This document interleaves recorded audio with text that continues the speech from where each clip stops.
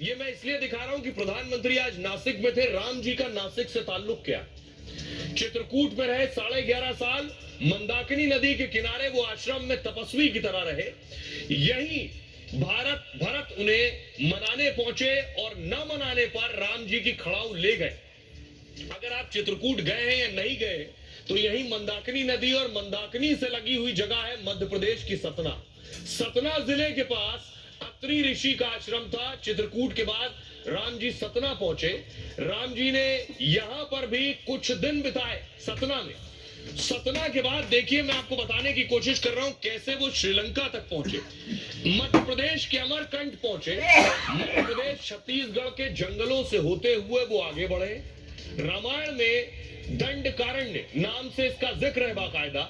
और उसके बाद देखिए, मध्य प्रदेश से छत्तीसगढ़ के जगदलपुर पहुंचे।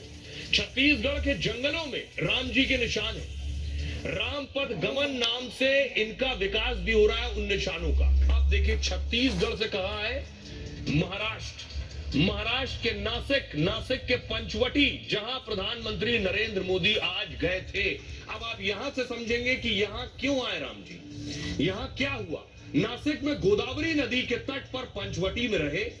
मान्यता है कि यही लक्ष्मण ने सूर्पनखा की नाक काटी, जो रावण की बहन है। इसी नासिक में, बहुत कम लोग जानते हैं कि नासिक में ही सूर्पनखा की नाक काटी गई। यहीं से रावण ने माता सीता का अपहरण किया नासिक में।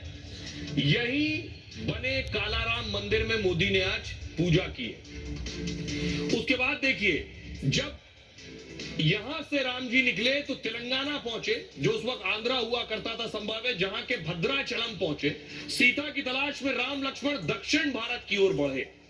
उसके बाद यही माता सीता को बचाने की कोशिश में जटायु मारे गए। उसके बाद यहां से आगे चलिए, केरल आ जाइए। केरल के पंपा नदी के किनारे वो माता सबरी से मिले। सबरी ने राम लक्ष्मण को अपने झूठे बेर खिलाए। उसके बाद यहां से आइए कर्नाटक। अभी तक हनुमान जी की एंट्री नहीं हुई। यही पहली बार कर्नाटक के हम्पी में पहली बार राम जी, हनुमान जी और सुग्रीव से मिले। और माता सीता की तलाश में वानर सेना भी साथ आ गई थी। और उसके बाद अब चढ़ाई करनी थी लंका पर। यहां से पहुंचे रामेश्वरम, तमिलनाडु। यही है राम सेतु। सीता जी की तलाश में समुद्र के आखिरी छोर पर पहुंच गए। मान्यता है कि यहीं से वानर सेना ने राम सेतु बनाया था, जिसके सहारे राम जी और उनकी सेना रावण के पास पहुंची।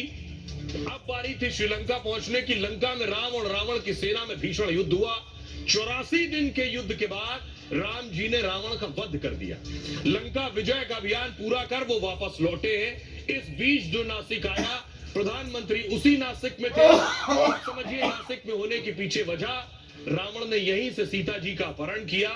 यहीं से कहानी लिखी गई कि अब रावण की लंका दहन होगी और रावण मारा जाएगा। प्रधानमंत्री उसी नासिक